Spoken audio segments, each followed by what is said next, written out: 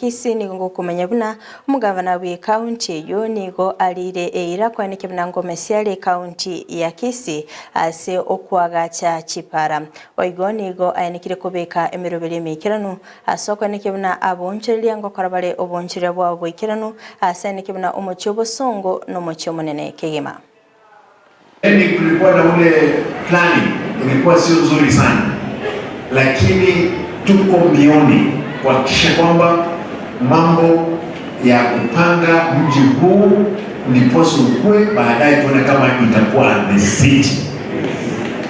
Unajua huu mji ndio mji mkubwa.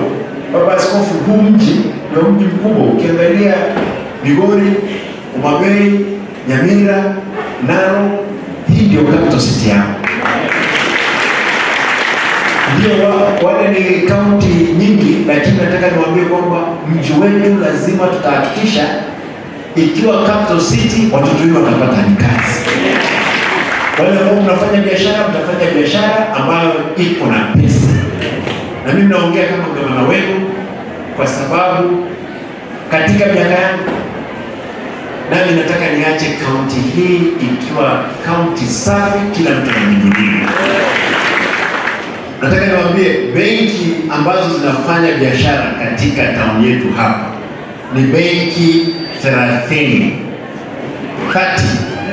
Kisumu ikiwa city iko na benki 19.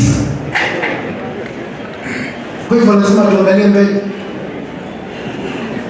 Naomba msamaha kwa sababu unasikia vio zenu zilivunjwa, lakini wale ambao walikuwa wanavunja ningeomba ungepeana notice.